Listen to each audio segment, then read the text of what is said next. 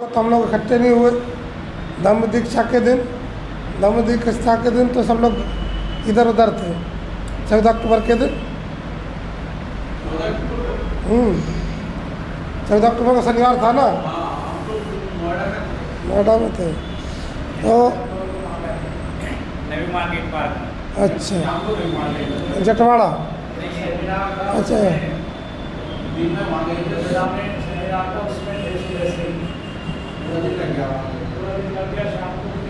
शाम को 14 अक्टूबर को भी बहुत सारे कार्यक्रम हुए। दशहरा को भी होंगे अभी आने वाली 24 अक्टूबर को, उस दिन भी कार्यक्रम होंगे। क्योंकि तिथि और तारीख, तिथि के हिसाब से दशहरा के दिन सम्राट अशोक बौद्ध बने थे, लेकिन बाबा साहब अम्बेडकर जब बौद्ध बने तो तिथि और तारीख दोनों एक ही थी। 14 अक्टूबर 1956 दशहरा भी था उस दिन। तो अभी कन्फ्यूजन हो जाता है दशहरा कभी आगे कभी पीछे। तो 14 नहीं, दशहरा से मतलब है ना, क्योंकि दशहरे के दिन सम्राट अशोक ने बौद्ध धर्म स्वीकार किया, तो भाई सम्राट अशोक ने भी कम काम नहीं किया। बुद्धिज़्म के लिए जितना काम सम्राट अशोक ने किया शायद दूसरा कोई राजा ने नहीं किया। तो समझना इस बात को है। लेकिन आप देखो हर जगह अभी भी गांव में वर्तमान की स्थिति में तू में हो जाए तो क्या बोलते हैं, इसको ठाकुर करा करवा रहा सीधा, क्या बोलते हैं, यहाँ रख दो, यहीं रख दो।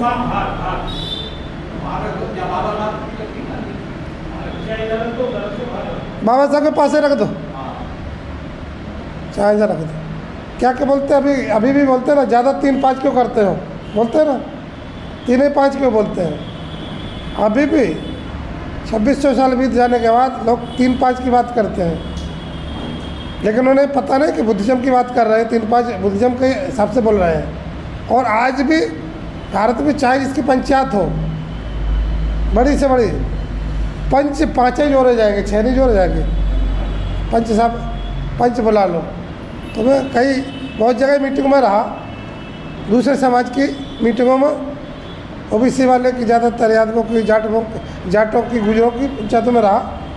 मैंने पूछा पंच ही क्यों जोड़ते, 6 जोड़ लो। नहीं पंच ही होते। हमें बताओ पंच क्यों जोड़ना जरूरी है, किसी को उत्तर नहीं दे पाया। मैं पंच इसलिए जोड़ना जरूरी है क्योंकि इस देश पंचशील से चलता था।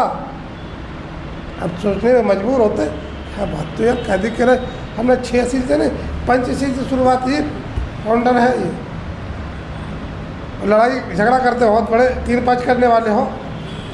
तो इस प्रकार कुछ शब्दों का भी पाली में पिंड बोलते ना, तो अभी पंजाब में आपको गांव का नाम पिंडई के नाम से है, बहुत सारी जगह।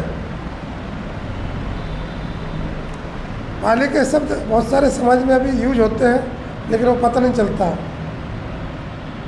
तो इस प्रकार से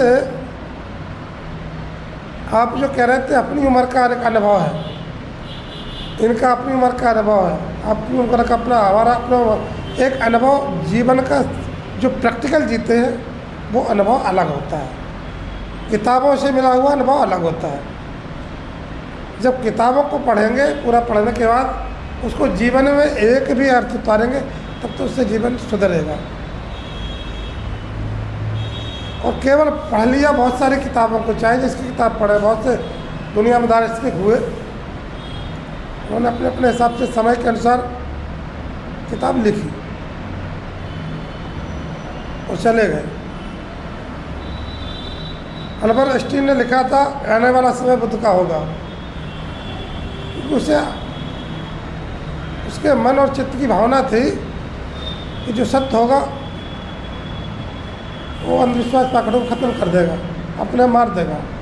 उसने जाते जाते लिखा कि दुनिया में केवल बुद्ध का दम बच पाएगा, जब विज्ञान पर खरा उतारा जाएगा तो सभी खत्म हो जाएगी, बाकी सब अपने आप ठंडे हो जाएंगे बुद्ध के दर्शन के आगे। फिलॉसफी बुद्ध की जिंदा रहेगी दुनिया में। वही दार्शनिक था। एक अपने देश में फिलॉसफर हुआ, इसका नाम था ओशो रजनीश, अपने आप को भगवान भी कहता था।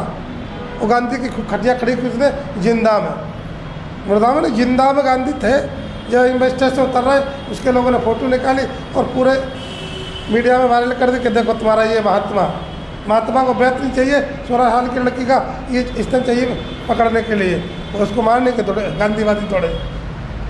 लेकिन उसने कभी प्रज्ञा और शील की बात की, समाधि की बात, तीनों चीज़ों को कम्युनिकेशन में कहता शील समाधि प्रज्ञा। तो शील उसने क्या कहा, इंग्लैंड जब अमेरिका में बैठा, युवा पीढ़ी सारी अमेरिका इकट्ठी हो गई उसके साथ, क्योंकि उसका डायनामिक मेडिटेट था। इंग्लैंड में जा रहे तो कई जगह उसको लोग मिले और कई जगह एक और लोग मिले जो शायद संरक्षित नाम आपने सुना होगा, त्रिलोक बौद्ध संघ पहले था, अब त्रिरत्न बौद्ध संघ बना दिया उन्होंने। वो भी मिले, चीवर भी पहनते जीन्स का भी पहनते, उनका भी सेक्टर था नज़दीक। लोगों ने कहा कि मिल सकते, मैंने क्या करना उसको, उसका लेख मैंने पढ़ा है, वो तो लेख लिखा है कि बाबा साहब मुझसे बहुत दीक्षा लेते। मैंने कहा इसने त्रिलोक संघ बनाया, जब हम लोग बोधगया में थे उसको विरोध किया। त्रिलोक माने है, तीनों लोग कहाँ है, लोग बता तुम तीन, उससे कहो संरक्षित थे, तो उसने त्रिरत्न कर दिया फिर काट के। तो संसार में समय के अनुसार परिवर्तन होता है। बुद्ध ने भी अपनी जितनी वाणी में बोला, परिवर्तन दुनिया का नियम है। अगर मेरी कही हुई बात में बहुजन का हित ना हो और सुख ना हो तो बदल सकते हो, और बहुत संघ इकट्ठा बैठ करके त्रिपटक में जो परिवर्तन चाहे कर सकता है। क्योंकि बुद्ध विज्ञानवादी थे, उन्होंने कहा मेरी बात से अगर बहुजन का भला ना हो तो शायद बीच में किसी ने अपने मतलब से कहा लिखा हो, तो उसमें बुद्ध खत्म हो जाएंगे।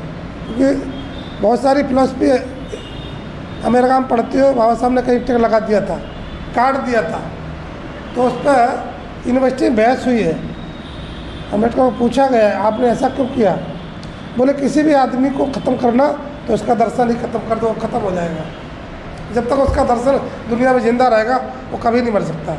इसलिए बाबा साहब ने मरने से पहले कहा अगर मुझे ढूंढना किताबों में, संविधान में ढूंढना, मूर्तियों में ढूंढ लेना। वो बात बुद्ध ने भी कहा था। मेरे जैसा किसी कोई कलाकार पेंटर था, उसने बढ़िया सी मूर्ति बनाई और गोल्डन पेंट करके वो तथागत बुद्ध को बुलाया, नमस्कार किया, और भोजन होने के बाद उसने कहा तथागत मैंने कितनी अच्छी मूर्ति बनाई। भगवान बुद्ध ने देखा, उनके जीवन की घटना है। बुद्ध ने कहा इसको तोड़ो। अब बनाने वाला तोड़ेगा, उसके अंदर से दुख होगा। तोड़ने के बाद बुद्ध ने पूछा ये मूर्ति में बुद्ध को खोज रहे क्या? चुप हो गया। बुद्ध चित्त की जागरूक अवस्था है। जब तक 3.5 हाथ काया में बुद्ध नहीं जागेगा तो मूर्ति कुछ नहीं कर सकती है। मूर्ति तो एक सिंबल बन सकती है। एक राजा थे, नास्तिक थे, और हमारे यहाँ का जो कलाकार जिसका धंधा अंधविश्वास पाखंड पे जिंदा है, उसने क्या किया, राजा के पास सभा में पहुँचता है और क्या बोला, महाराज ये मूर्तियाँ खड़ी हैं, इन पे क्या आप थूक सकते हैं? उसके राजा के दिमाग में आया, इसको बोला आज आपका उत्तर नहीं देंगे, 8 दिन बाद देंगे। अरे फालतू में ये मूर्तियाँ खड़ी करें, आप तो नास्तिक हैं। चालाक आदमी था। 4 दिन के बाद उसके माँ बाप की मूर्ति बढ़िया बनाई, उसके घर में रख दी, उसके माँ बाप को उठा के जेल में डाल दिया।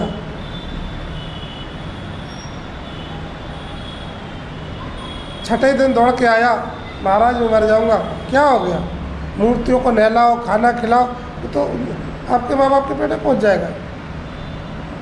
8वें दिन जब सभा बैठी, उसने माफ़ी मांगी, तो बोले ये मूर्तियाँ जो खड़ी हैं महापुरुषों की, इनका अपमान भी नहीं कर सकते, इनसे दर्शन लेते कि इनका जीवन ऐसा था।